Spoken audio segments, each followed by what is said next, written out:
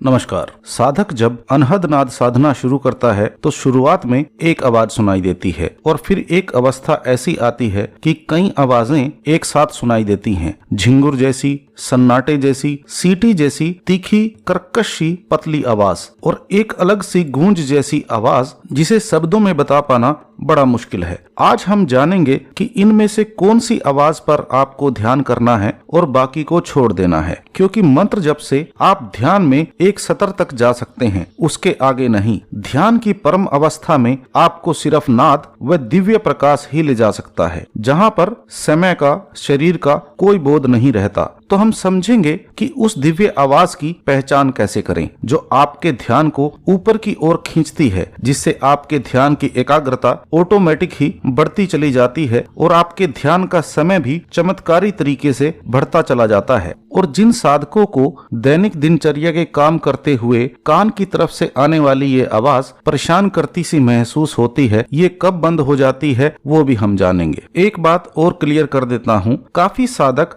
इस बात से भी कंफ्यूज हैं कि अनहद नाद, ब्रह्मनाद, शब्द, ओंकार, नाम, साउंड ऑफ साइलेंस और साउंड ऑफ यूनिवर्स, क्या ये अलग अलग आवाजों के नाम हैं? अलग अलग धार्मिक ग्रंथों व अलग अलग संतों महात्माओं ने इस दिव्य आवाज को समय के अनुसार अलग अलग नाम दिए हैं और कुछ नाम इंग्लिश प्रेमियों द्वारा दिए गए हैं, तो आप इनके अलग अलग नामों से कंफ्यूज न हों। आइए समझते हैं कि साधक को नाद साधना में कौन सी आवाज पर ध्यान करना है। जब साधक को शुरुआत में झिंगुर जैसी, सन्नाटे जैसी, सीटी जैसी आवाज सुनाई देती है, तो आपको ये नहीं समझना है कि इन आवाजों का कोई इम्पोर्टेंस नहीं है या किसी दूसरी आवाज का बहुत ज्यादा इम्पोर्टेंस है। आपके ध्यान की अवस्था के अनुसार अभी आपको जो भी आवाज सुनाई देती है वही आपके लिए नाद की सबसे ऊंची धुन है। अधिकतर साधक ये समझते हैं कि सिर्फ घंटे, वीणा, मृदंग, बांसुरी या ढोल, घड़ियाल जैसी आवाज ही सुननी चाहिए, उसके अलावा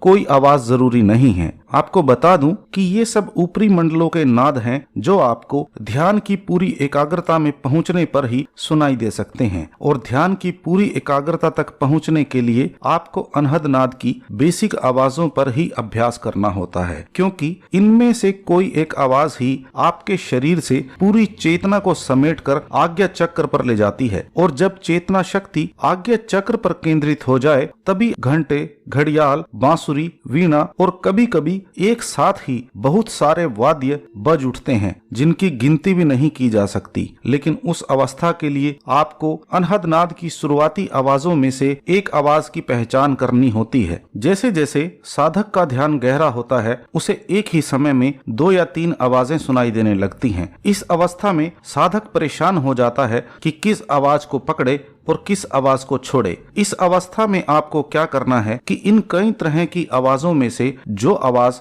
आपको माथे के बीच थर्ड आई पॉइंट से सबसे तेज सुनाई देती है, आप सिर्फ उसी पर ध्यान टिकाए रखें। और जब आप आज्ञा चक्र से एक आवाज को सुनने की कोशिश करते हैं तो भी उस पॉइंट पर आपको शुरुआत में एक ही आवाज नहीं सुनाई देती, बल्कि कभी सन्नाटे, कभी झिंगुर और कभी सीटी जैसी आवाज बदलती रहती है। फिर आपको उन्हीं आवाजों में से किसी एक आवाज को सुनते हुए महसूस होता है कि जब भी वो आवाज आपको तेज सुनाई देती है तो आपके पैरों में, टांगों में या कमर के आसपास सनसनाहट सी शुरू हो जाती है। हल्की सी कंपन, वाइब्रेशन भी महसूस होती है। इन तीनों चारों आवाजों में से जिस आवाज को ध्यान से सुनने पर आपके शरीर में इस तरह का मूवमेंट होता है, तो आप समझ जाइए कि यही वो आवाज है जिससे आपका ध्यान ऊपर की ओर खींचने लगा है। वही आवाज आपकी चेतना शक्ति को ऊपर की ओर खींच रही है। ऐसी अवस्था में आपको बाकी सभी आवाजों को छोड़ देना चाहिए। हालांकि उस वक्त में भी आपको दाएं बाएं से या बैकग्राउंड में दूसरी आवाजें सुन रही होंगी, लेकिन आपको अपने ध्यान को सिर्फ उस आवाज पर टिकाए रखना है जिससे शरीर में सनसनाहट सी महसूस होती है। और शरीर में होने वाली इस सनसनाहट से आपको घबराना नहीं है, क्योंकि जब चेतना शक्ति ऊपर की ओर सिमटना शुरू करती है तो इस प्रकार के शारीरिक अनुभव होना स्वाभाविक है। यही आवाज आपको नाद साधना, शब्द साधना, भजन सिमरन की अगली अवस्थाओं में ले जाती है। जब आपको ध्यान करते हुए जैसे ही शरीर में कुछ सनसनाहट सी होती है तो आपका ध्यान नीचे आ जाता है।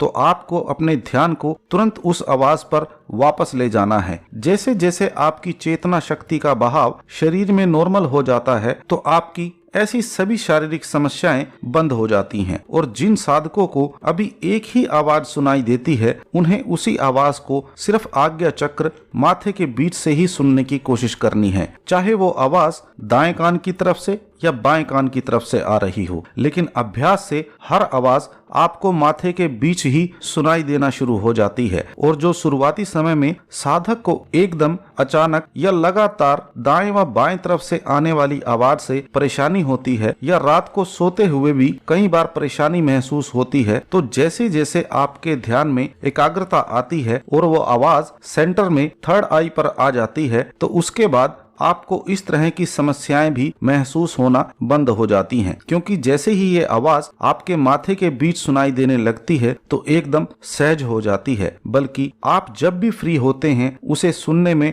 आनंद महसूस करने लगते हैं। इसी अभ्यास से आपको धीरे धीरे घंटे, घड़ियाल, वीणा, बांसुरी सभी सुनाई देने लगते हैं। लेकिन अभी की अवस्था में जो भी आवाज आपको सुनाई दे रही है आपके लिए वही नाद की सबसे ऊंची धुन है। उसी को बड़े प्रेम व श्रद्धा से सुने। अगले वीडियो में हम समझेंगे कि जिन साधकों को बहुत सालों से वही आवाजें सुनाई दे रही हैं उन्हें आगे की आवाजों की पहचान कैसे करनी है। आपके कुछ सवाल हो तो आपके कमेंट्स का स्वागत है।